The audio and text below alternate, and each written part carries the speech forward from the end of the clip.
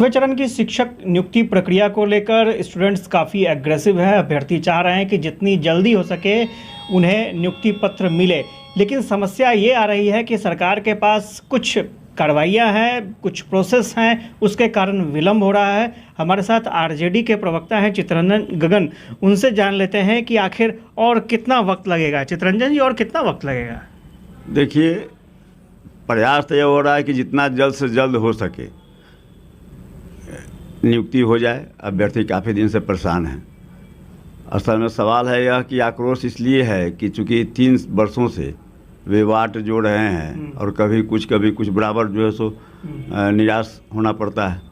इस बार हमारे माननीय उप मुख्यमंत्री तेजस्वी जी और माननीय मुख्यमंत्री नीतीश जी भी काफ़ी गंभीर हैं इस सवाल पर, और जो उन्होंने वादा किया है कि हम 10 लाख नौजवानों को रोजगार देंगे, उस दिशा में काम भी काफ़ी तेज़ी से हो रहा है। कई विभागों में नियुक्तियां आई भी हैं जो वर्षों से लटका हुआ था, और प्राथमिक सूची में है शिक्षकों की नियुक्ति।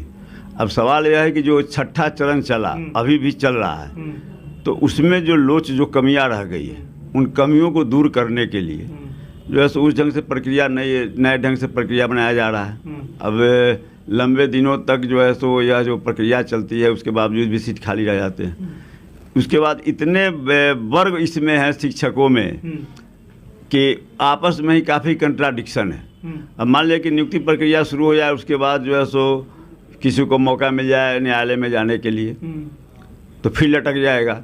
इसीलिए सरकार यह चाहती है कि किसी ढंग का कोई लोच नहीं रहे।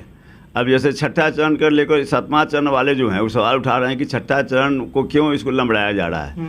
सवाल यही है कि 7वां चरण की बहाली अगर शुरू हो जाती है तो जो जिनका छठा चरण में जिन लोगों का बचा हुआ है, कई जगह से उनके लड़के भी आ रहे हैं क्या हम लोग के यहाँ। लेकिन एक चीज़ है, जो छठे चरण की प्रक्रिया खत्म हो गई थी, फिर आप लोगों ने ये कहा कि 30,000 जो सीट है बचा हुआ है, फिर से उस पर प्रक्रिया शुरू होगी, तो 2 महीने का फिर तो विलम्ब हो गया ना। सवाल यह है कि जिस नियोजन इकाई में काउंसलिंग नहीं हुआ है उसको एक मौका मिल जाएगा कोर्ट में जाने का। इस पर अध्ययन हुआ है, ऐसी बात नहीं है। सरकार बोली थी कि हाँ साहब, अब जो है छठा चरण समाप्त किया जाता है, 7वां चरण शुरू करेंगे। अच्छा।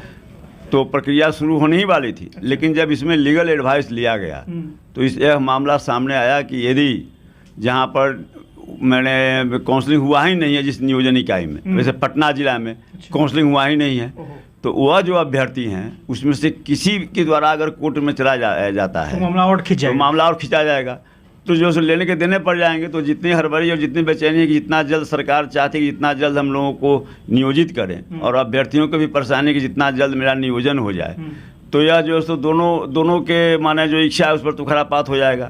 तो इसीलिए सरकार की मंशा जो है कि किसी ढंग से लोच नहीं रहे, किसी को मौका नहीं मिले इसे उलझाने का, फंसाने का। क्योंकि कई तरह की मामला इसमें बहुत बात है, जैसे कि बहुत लोग हैं चाह रहे हैं कि सीटेट हो जाए उसके बाद हो जाए। अभी जो अभ्यर्थी हैं 7वें चरण में जिन लोगों को है, उन लोगों को सबसे ज़्यादा भय यह है कि सीटेट होने वाला है दिसंबर में, तो उन लोगों को लग रहा है कि सीटेट अगर दिसंबर में हो जाता है तो फिर वे लोग भी शामिल हो जाएंगे इसमें 7वें चरण में, तो कंपटीटरों की संख्या ये असली परेशानी वही है। लेकिन ऐसी कोई बात नहीं है। सीटेट के परीक्षा शुरू होगी उसके पहले ही 7वां चरण का काम बहुत तेज़ी से आगे बढ़ जाएगा।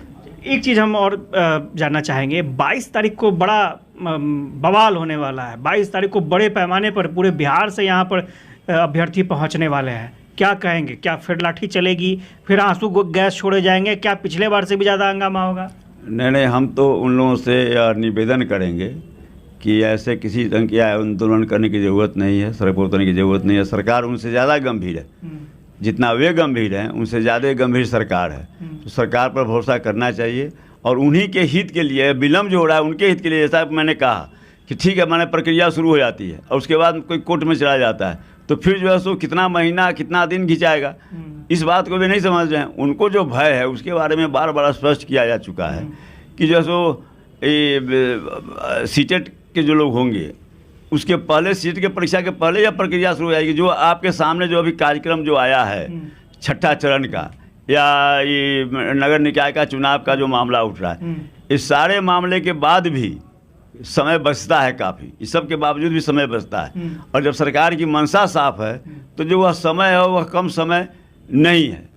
वह चूँकि सेंट्रलाइज आधार पर सब हो रहा है। लेकिन यहाँ जो कैंपेन चल रहा है वो 22 तारीख को है कि पटना चलो पटना चलो। 2 दिन पहले भी यहाँ हंगामा हो गया उसी मुद्दे को लेकर के। तो अगर वाकई पटना वो लोग आ जाते हैं तो क्या लगता है सब चीज़ शांतिपूर्ण रहेगा कि फिर वही हालात होंगे?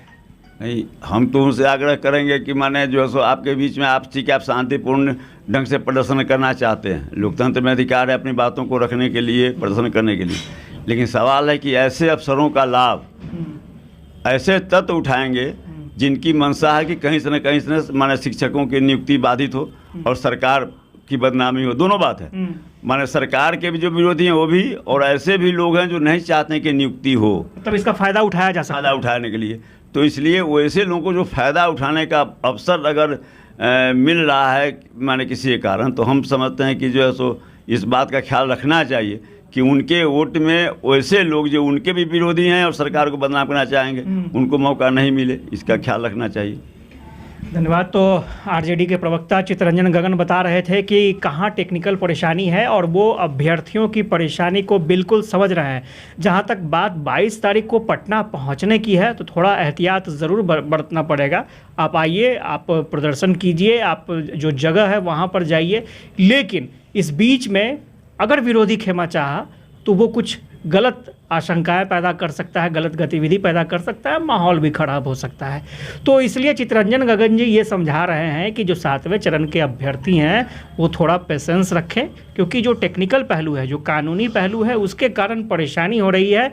और अगर अभी जो परेशानी 1-2 महीने की है अगर उसको झेल लेते हैं तो नियोजन प्रक्रिया जो है वो काफ़ी आसानी से हो जाएगी, नहीं तो मुश्किलें और बढ़ सकती हैं।